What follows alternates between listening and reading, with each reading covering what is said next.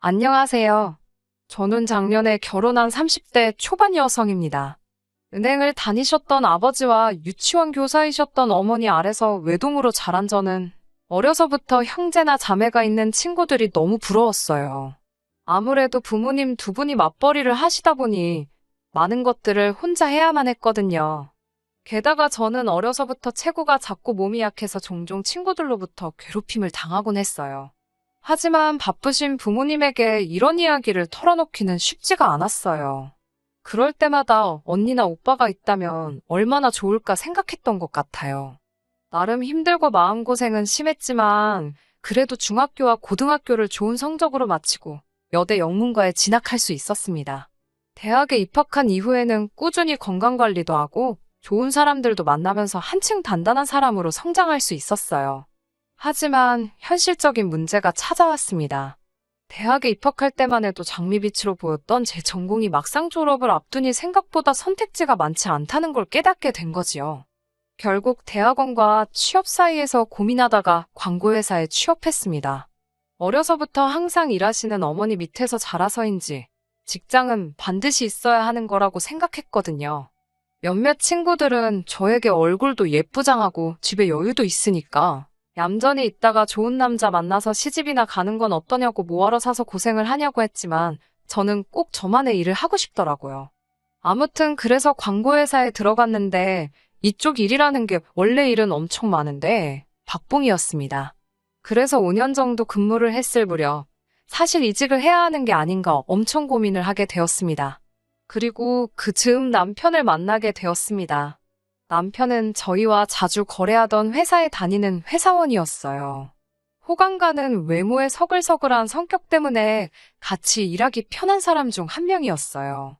하지만 그때만 해도 이성으로서의 특별한 감정이 있지는 않았습니다. 하지만 언젠가 업무 때문에 의도치 않게 남편과 한 달 가까이 거의 매일 봐야 하던 시기가 있었어요. 그때 서로 정이 많이 들었고 그게 이어져 자연스럽게 연인으로 발전하게 되었습니다. 남편은 저보다 3살 많은데 사귀기 전에도 늘 일이 늦게 끝나면 저를 집 앞까지 데려다 주었고 제가 피곤해 보이면 먼저 쉬었다 하자면서 눈에 보이지 않게 많은 배려를 해주었어요. 남편의 그런 따뜻한 마음씨에 저는 하루가 다르게 빠져들었고 2년 정도 만난 무렵 자연스럽게 결혼 이야기가 나왔습니다. 무역회사를 다니셨던 시부와 전업주부였던 시모 밑에서 일남 일녀중 맞이로 자랐다는 남편에게는 10살도 넘게 차이나는 여동생이 있었어요. 늦둥이 여동생이라 그런지 남편이 엄청나게 애지중지한다는 느낌을 받았지만 그때만 해도 그게 안 좋은 일이라곤 조금도 생각하지 못했습니다. 오히려 가족에 대한 사랑이 넘쳐서 좋더라고요. 요새 뉴스에 보면 가족 간에 안 좋은 뉴스도 많은데 시댁은 모두 서로서로 아끼는 게 눈에 보였으니까요. 한 가지 마음에 걸렸던 건 모두에게 사랑을 넘치게 받아서인지 나이 어린 신우가 하는 행동들이 철딱서니가 없다는 거였지만 그건 제가 뭐라고 할 일은 아니니까 크게 의미를 두지는 않았습니다. 예를 들어 한 번은 이런 일이 있었습니다. 결혼 이야기가 나오기 시작하면서 시댁에 몇 번 왕래를 하게 되었어요. 시댁에 도착하면 신우가 꼭 그렇게 저를 훑어보고 이건 어디 거예요 하고 묻고 그랬거든요. 솔직히 처음에는 없던 여동생이 생긴 것 같기도 해서 귀엽게만 느껴졌어요. 저랑 친해지고 싶어서 그러는 것 같기도 했고요. 그런데 꼭 뭐가 마음에 들면 남편한테 오빠, 나도 저거 사주면 안 돼? 하고 조르더라고요. 제가 앞에 버젓이 있는데도요. 문제는 신우가 그러면 남편이 알겠어? 알겠어? 오빠가 사줄게. 그러지. 한 번도 안 된다고 하는 적이 없더라고요. 만약에 물건이 옷이 아니라 예를 들어 팔찌나 귀걸이면 언니, 그거 나 한 번만 해보면 안 돼요? 이러거든요. 처음에는 의도를 눈치채지 못한 제가 얼떨결에요. 여기 한번 해봐요 하고 두세 번 건네준 적이 있어요. 그러자 좋다고 그걸 팔에 귀에 걸치더니 남편을 보면서 오빠가 새언니한테 이거 나 주라고 하면 안 돼? 라고 하는 거예요. 제가 코앞에서 버젓이 다 듣고 있는데 그런 말을 하는 거죠. 그러면 사실 남편이 먼저 나서서 말도 안 되는 소리 하지 말라거나 어리광 부리지 말라고 안 된다고 딱 잘라주면 좋은데 그렇게 하지를 못하더군요. 자기도 난처하다는 듯이 저를 쳐다보고요. 그렇게 솔직히 처음엔 2번이나 팔찌랑 귀걸이를 뺏겼습니다. 게다가 저희 셋이 그러고 있으면 시모랑 시부는 쟤들은 사이도 참 좋다면서 우리 며느리들 애가 양보도 잘하고 심성이 곱다 그러셨고요. 지금 돌이켜보면 제가 생각해도 말도 안 되는 상황이고, 그렇다 보니 들으시는 분들은 절 바보라고 생각하실 수도 있지만, 그때는 저도 어쨌든 처음 겪는 상황이니까 똑부러지게 행동을 못했어요. 본격적으로 결혼 준비를 시작한 이후로는 다른 연인들과 마찬가지로 저희도 결혼 비용이나 혼수, 예물 같은 부분을 어떻게 하는 게 좋을지 많은 이야기를 나눴습니다. 남편은 최대한 검소하게 하길 원하면서도 혼수만큼은 생략 없이 할 건 다 했으면 좋겠는 눈치였어요. 하지만 저는 저대로 평생 꿈꿔온 결혼식이 있었기 때문에 결혼식만 검소하게 하는 건 내키지 않았습니다. 예산은 정해져 있는데 이런 부분에서 벌써 부딪히게 될 줄은 몰랐기 때문에 당황스러웠어요. 남편은 한 이틀 고민하는 듯 하더니 저에게 그럼 혼수 다른 건 생략하거나 줄이더라도 신우한테만큼은 신우가 갖고 싶어 하던 명품 가방을 하나 사주면 안 되겠냐고 하더군요. 이럴 때 점수 따면 좋잖아 하면서 둘이 자매처럼 지내려면 윗사람이 먼저 베풀고 들어가는 게 보기 좋지 않겠냐고요. 이때 솔직히 어이가 없었어요. 그래서 제가 남편에게 점수를 따도 시부모님한테 따는 게 맞지. 내가 왜 신우한테 점수를 따야 하냐고 물었습니다. 그러자 남편이 신우한테 이미 그 가방을 제가 사주기로 말해놨기 때문에 이제 와서 안 된다고 하면 엄청나게 실망할 거라고 말끝을 흐리더라고요.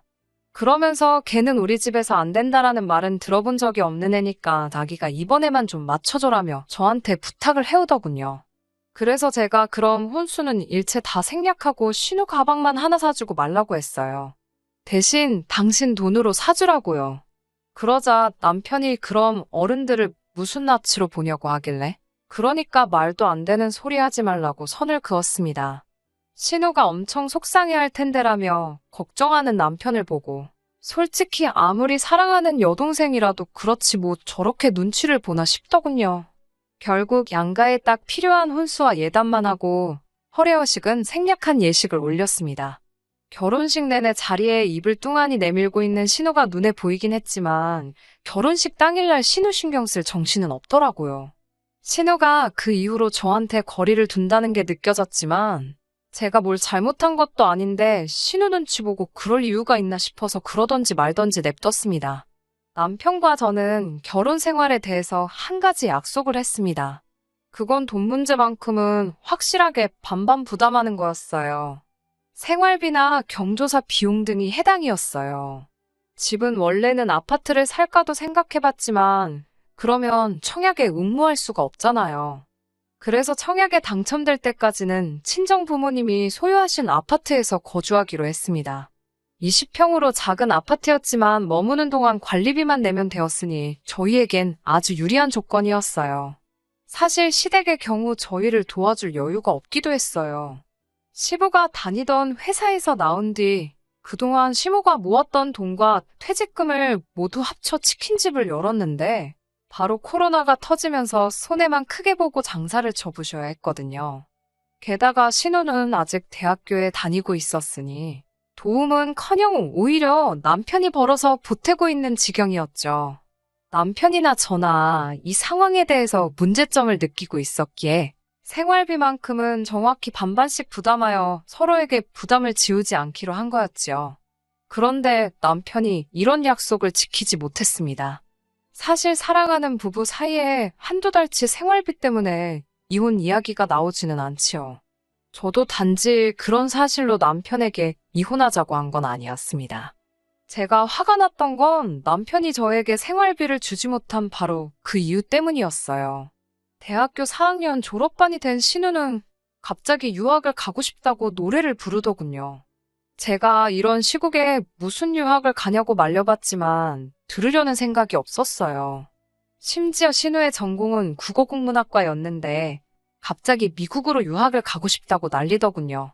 남편도 그럴 거면 네 능력으로 가라며 못 도와준다고 딱 선을 그었지만 신우는 막무가내였습니다. 저 역시 그런 신우를 말릴 힘도 그렇다고 도와줄 여유도 없었기에 관심을 두지 않으려고 노력했어요. 그런데 한 달쯤 지났을 땐가 신우가 미국으로 갔다고 남편이 그러더군요. 무슨 돈으로 갔냐고 하자 남편도 모르겠다며 자기 능력으로 벌어서 공부한다 했다고 하더군요. 딱히 믿음은 안 갔지만 어쨌든 이미 갔다는데 제가 이러쿵저러쿵 말하는 것도 이상하게 들릴 것 같아서 그래 하고 말았습니다. 그런데 이 남매가 저 몰래 은밀한 거래를 했더라고요. 그리고 한 반년의 시간이 흘렀습니다. 3개월 전이었어요.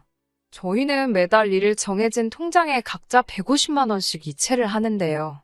남편이 한 이틀만 더 시간을 주면 안 되냐고 하더라고요. 그런 일은 처음이라서 의아했지만 한 집에 살고 못 대먹고 그럴 돈도 아닌데 안 된다고 할 사람이 어디 있겠어요. 크게 생각지 않고 알겠다고 했어요.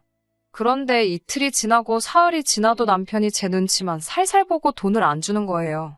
제가 왜 돈 입금안 하냐고 물으니까 자기가 지금 너무 힘들어서 그런다며 좀 시간을 달라고 하더군요. 저도 아내 된 입장에서 무슨 빚쟁이 마냥 추궁하기도 그래서 그냥 무슨 일 있어라고 물었습니다. 남편은 아무 일도 아니라고 하더군요. 하지만 그렇게 어영부영 한 달이 흘러가 버렸습니다. 남편이 한 달 생활비를 입금하지 않았다고 해서 당장 생활이 어떻게 된 건 아니었지만 그래도 걱정이 많이 되더라고요. 제가 무슨 일이든 숨기려고만 하지 말고 털어놔보라고 했지만 남편은 극구 아무 일도 아니라며 미안하다고만 하더군요. 문제는 이런 일이 3개월 내내 이어졌다는 겁니다. 제가 남편에게 벌써 3개월째인데 나한테 아무 말도 안 하고 무조건 기다려달라고만 하면 되는 거냐고 따져묻자 남편이 자기도 지금 죽을 맛인데 저까지 그래야겠냐면서 오히려 적반하장으로 나오더군요. 그동안은 그래도 남편이 미안해하고 하니까 저도 더 말은 안 했었는데 이제 저도 참을 수가 없었어요. 제가 여자 생겼냐고 물으니까 그건 아니래요. 그러면서 자기가 어떻게든 해결하고 나서 털어놓을 테니까 일주일만 더 기다려 달라고 하더군요. 그런 다툼이 있고 이틀 뒤 남편이 출장이 잡혔다며 일주일 집을 비워야겠다고 하더군요. 남편이 이렇게 긴 출장을 가는 일은 처음이었어요. 여자의 촉이라고 해야 할지 뭔가 이상하더라고요. 출장 당일이었습니다. 남편이 다녀온다고 하고는 아침 일찍 집을 나섰고 저도 남편 뒤를 밟았습니다. 강원도로 출장을 간다던 사람이 공항으로 향하는 게 아니겠어요. 남편의 목적지는 미국인 것 같았습니다. 저는 너무 혼란스러웠고 상황이 이해가 되지 않아서 남편과 평소에 가깝게 지내는 동료에게 전화를 했습니다. 제가 남편의 동료에게 남편이 출장을 간 게 맞냐고 하니까 맞다고 하더라고요. 제가 부산으로 간 거 맞냐고 하니까 맞다면서 걱정하지 말라고 하기에 왜 저한테 거짓말을 하시냐고 저희 남편이 부탁하던가요 하면서 따져 물었어요. 제가 그분께 남편이랑 이 일로 이혼할지도 모른다고 그러니 제발 솔직히 말해달라고 애원을 했습니다. 그러자 그분이 난처해하더니 자기가 말했다고 하지 말라면서 남편이 여동생 보러 미국 간다고 휴가 냈다고 하더군요. 그 말을 듣는 순간 두 가지 감정이 동시에 들었어요. 다른 여자를 만나러 가는 게 아니라는 안도감과 동시에 여동생을 만나러 가면서 나에게 거짓말을 했다는 실망감이요. 일주일 동안 남편은 착실할이 많지 저에게 자주 연락을 해왔지만 그 사람이 어디 있는지 안 이상 모든 게 가짜처럼 느껴졌어요. 남편은 그런 것도 모르고 어디서 퍼왔는지 모를 강원도 음식 사진을 보내기도 하고요. 제가 나도 휴가 내고 강원도로 지금 갈까 하고 떠봤을 때는 자기 정말 지금 너무 바빠서 제가 와도 같이 1시간도 못 보낸다며 엄살을 떠는데 얼마나 가식적으로 보이던지 있던 정도 다 떨어지더군요. 게다가 남편에게 믿음이 떨어질 대로 떨어진 저는 남편 방을 뒤졌고 거기서 차라리 몰랐으면 좋았을 서류들을 발견했습니다. 그건 바로 신우의 미국 유학에 대한 진실이었어요. 자기 힘으로 생활하겠다며 떠났다던 신우를 남편이 경제적으로 지원해주고 있었더군요. 한두 푼이 아니었어요. 남편 월급보다 더 큰 금액이 신우에게 들어가고 있었고 무엇보다 화가 난 건 청약통장을 해지했다는 사실이었습니다. 청약통장은 적어도 저에게는 우리의 미래이자 희망이었고 약속이라고 생각했는데 상의도 없이 자기 마음대로 해지를 한 것도 부족해 어떻게 신우에게 다 퍼줄 수 있었던 건지 아무리 이해하려고 해도 이해할 수가 없었어요. 그리고 남편의 카드 내역서를 살펴보니 공부와 관련된 건 하나도 없고 전부 쇼핑몰과 외식이 대부분이었어요. 당장이라도 남편에게 전화해 이혼하자고 하고 싶었지만 헤어질 때 헤어지더라도 받을 건 받아야겠다 싶어서 분노를 억누르고 기다렸습니다. 1년만큼 길게 느껴졌던 일주일이 흐르고 남편이 집에 왔어요. 수요일 대낮에 제가 집에서 남편을 기다리고 있을 줄은 남편도 상상을 못했을 겁니다. 남편은 당황스러운 목소리로 저를 바라보면서 출근 안 했냐고 묻길래 나도 누구처럼 휴가 좀 내고 쉬는 중이야 라고 잔뜩 비아냥거리며 대답을 했어요. 그러자 남편도 제가 뭔가 알고 있다는 걸 눈치챘는지 깊은 한숨을 쉬더라고요. 제가 왜 거짓말하고 신우 보러 간 거냐고 단도직입적으로 물었습니다. 그리고 돈은 다 신우한테 썼던데 왜 말 안 했냐고 했어요. 그러자 남편은 저에게 사정하듯 상황을 설명하기 시작했어요. 신우가 미국에 갈 땐 정말 공부를 하러 간 게 맞는데 가자마자 남자친구가 생기면서 상황이 꼬였다는 거예요. 신우보다도 어린 남자애라는데 신우가 그 남자한테 환장을 해서 가진 거 다 퍼주고는 남편한테 도와달라고 했다고요. 저한테 하나뿐인 여동생이 도와달라는데 어떤 오빠가 거절을 할 수 있겠냐면서 그래서 한두 번 돈 보내준 게 다라고 하더군요. 이번에 보러 간 것도 하도 징징거려서 걱정이 돼서 보고 온 거라고요. 제가 청약통장은 왜 해지한 거냐고 하니까 신우가 차가 없어서 너무 힘들다고 그래서 차 사주느라 그랬대요. 한다는 소리가 청약통장엔 돈도 별로 없었다면서 주인도 없는데 방까지 뒤진 건 좀 지나친 것 같다고 저한테 오히려 짜증을 내더라고요. 그런 남편의 아나무인 태도를 보고 있으니 내가 뭐 한다고 이런 남자랑 미래를 꿈꾸나 싶더군요. 저는 남편에게 나한테 안 준 450만 원부터 일단 언제 줄 건지 말해보라고 하니까 또다시 조금만 시간을 달라고 하더라고요. 너 개털이지?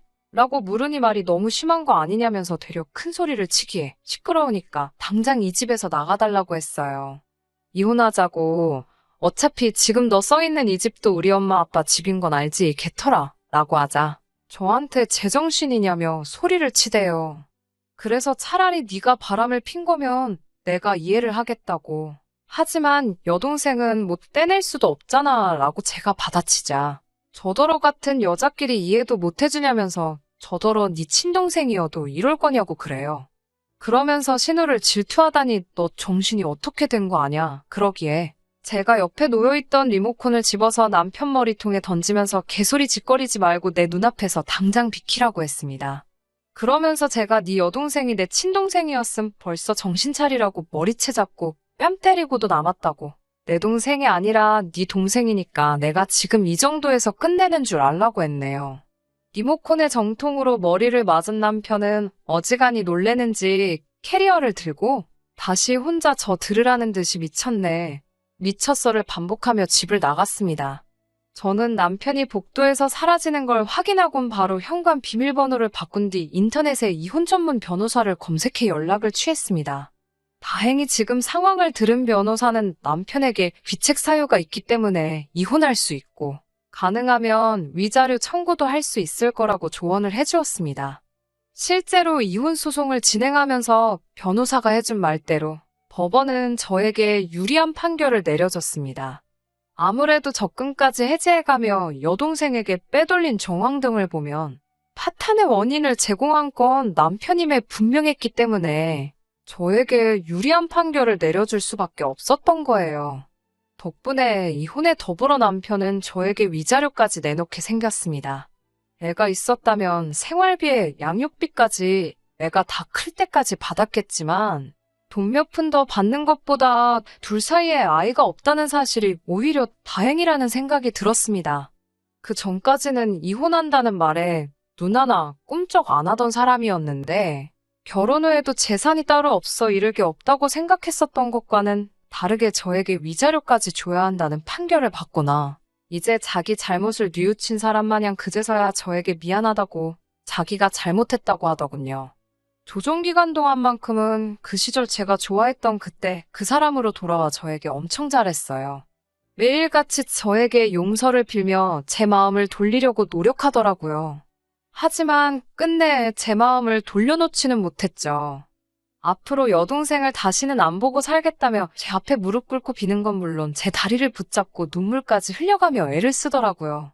하지만 그게 연기라는 건 누가 봐도 알 정도였으니 사소한 정에 휩쓸리지 말고 제가 정한 대로 결정 되돌리지 않고 위자료도 전부 받을 거고 이혼도 되돌릴 생각 없다고 못을 박아줬습니다.